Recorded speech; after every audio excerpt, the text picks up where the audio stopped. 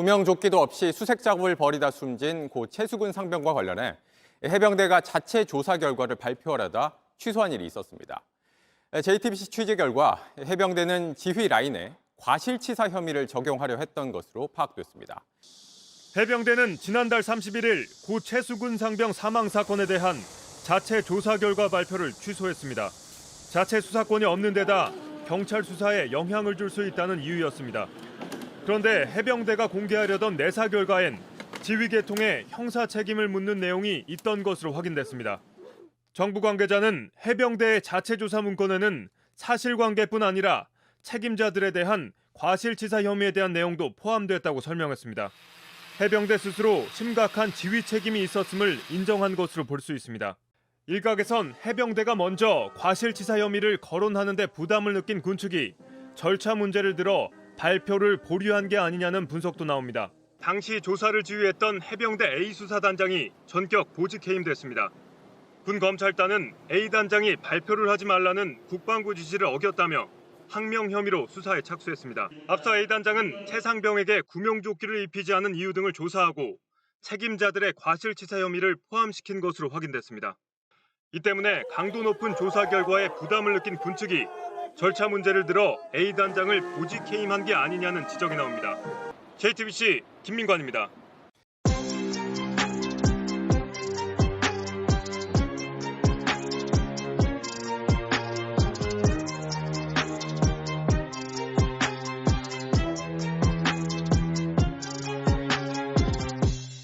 한 체대 출신의 체조 선수가 실업팀에 들어가면 그 계약금의 10%를 학교 측이 사실상 강제로 가져가고 있는 걸로 저희 취재 결과 확인됐습니다.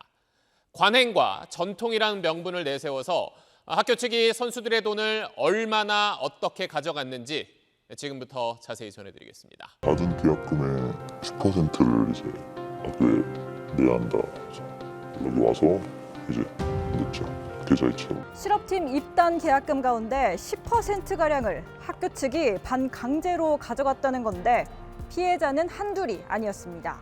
국가대표, 국제대회 금메달리스트도 포함됐고 수수기간은 확인된 것만 최근까지 최소 10년에 달합니다.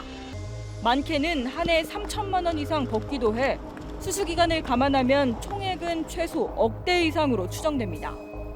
왜 받아갔는지 체조부 측에 묻자 학생들의 자발적인 기금 문화라며 비인기 종목의 취약한 재정 지원 탓에 40년 전부터 시작된 기부 관행이라는 내용의 공식 입장을 내놨습니다. 해명이 사실일까?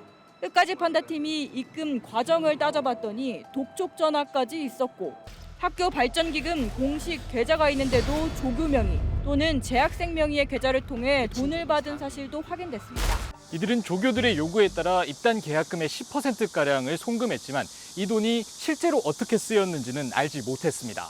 선수들은 이런 부적절한 송금의 배후에 대한체조협회 임원으로 한국 체조계에 영향력이 큰 체조부 A 교수가 있다고 의심했습니다. 취재진을 만난 A 교수는 졸업생들이 자발적으로 낸 돈이며 일종의 기부라고 말했습니다. 하지만 선수들은 기부 행위로 인정받지도 못했다고 반박했습니다. SBS 화강윤입니다.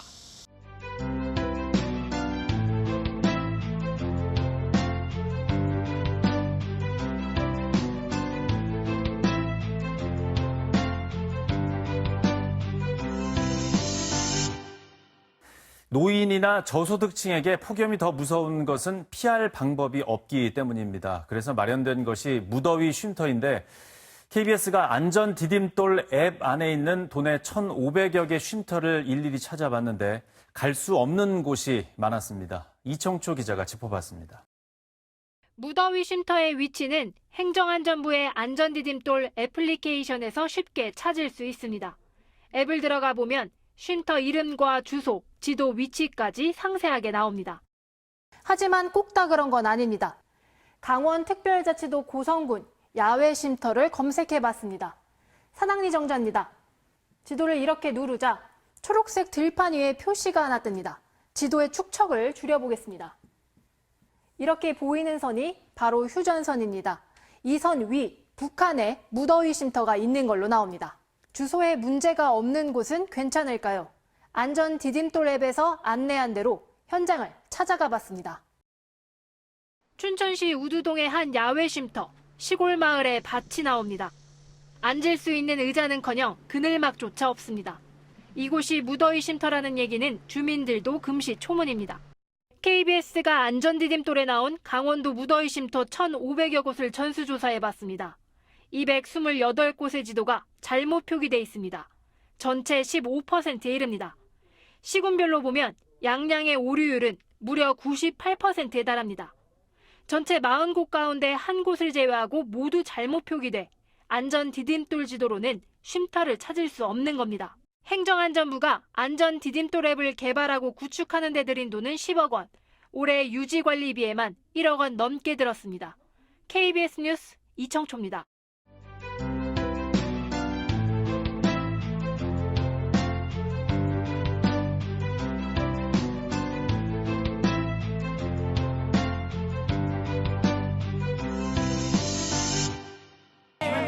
지난 2015년 여름 일본에서 열린 제23회 세계 스카우트 잼버리. 개최지는 일본 야마구치현 남부의 바다와 맞닿아 있는 키라라하마. 새만금처럼 바다를 메워 만든 간척지입니다. 여러 해에 걸친 운영 경험과 잘 조성된 기반 시설은 잼버리를 치러낸 밑거름이 됐습니다. 그러나 새만금 잼버리 부지는 매립 자체가 지난해 초에야 마무리된 상황. 당초 잼버리 때 이용하자던 새만금 신공항은 아직 첫 삽도 뜨지 못했습니다. 대회 부지에는 3층짜리 글로벌 청소년 리더센터만 이제야 지어지고 있습니다. 구체적인 계획과 의지가 없다면 대회만 겨우 치르고 자칫 애물단지로 전락할 수 있다는 우려도 나옵니다. 일본 야마구치에서는 세계 잼버리가 개최되기 2년 전 이른바 사전 잼버리가 열렸습니다. 바다를 메워 조성한 매립지인 키라라하마는 이때 개최지로서 많은 문제점이 노출됐습니다. 사전 대회 때 나타난 문제점을 바탕으로 본 대회 때는 배수 시설을 보강했고 마실 물과 피난용 대형 텐트도 추가로 제공했습니다. 반면 사전 잼버리가 코로나19 여파 등으로 무산된 우리는 연습 없이 본 대회를 치러야 하는 상황입니다.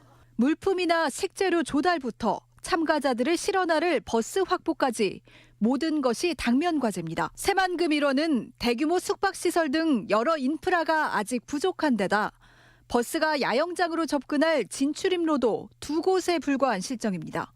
또 하나의 큰 변수는 역시 날씨입니다. 8월 초 태풍이나 폭염 등 변화무쌍한 날씨가 미칠 영향이 최소화될 수 있도록 해야 합니다.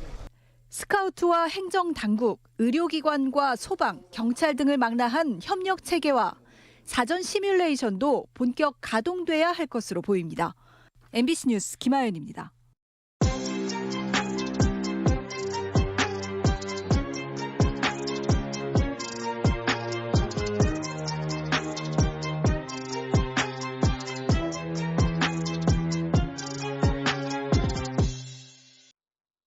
(2030년) 부산. 교량에 물이 차오르고 도로, 자동차 할 것 없이 동네가 전부 물에 잠깁니다. 인천공항도 계류 중인 비행기가 물에 잠길 정도로 침수됩니다. 해수면 상승에 폭우가 겹쳤을 때의 가정입니다. 최근 국립해양조사원이 기후변화에 관한 정부 간 협의체 제6차 보고서에 새로운 기후변화 시나리오를 적용해 예측한 수치를 보면 상황이 매우 심각합니다. 온실가스 저감 없이 배출되는 고탄소 시나리오를 적용할 경우 오는 2100년이 되면 해수면이 황해, 즉 서해가 80.8cm, 남해 대한해협 82.3cm, 동해 82.2cm가 상승하는 것으로 전망됐습니다. 온실가스 저감이 잘 실행되는 걸 전제로 한 저탄소 시나리오를 적용해도 황해가 45.8, 대한해협 47.1, 동해 47.2cm가 상승하는 것으로 분석됐습니다. 이와 같은 수치 예측 모델이 현실화되면 어떻게 될까요? 제가 지금 있는 이곳 영진항은 해수면으로부터 어선 저반 시설까지의 높이가 1m도 채 되지 않습니다. 그러니까 2100년이 되면 여기에 있는 선박들은 모두 육지 위로 올라오게 되고 주변은 모두 침수된다는 얘기입니다. 해수면 상승은 전 세계적인 현상입니다. 해발 고도가 1에서 2m밖에 되지 않는 몰디브나 투발루 같은 섬나라는 지도에서 사라질 위기에 처한 상태입니다. 2100년, 먼 미래의 얘기 같지만 지금부터 준비하지 않으면 한반도에 불어닥칠 위기를 감당할 수 없습니다. 지원뉴스 송혜림입니다.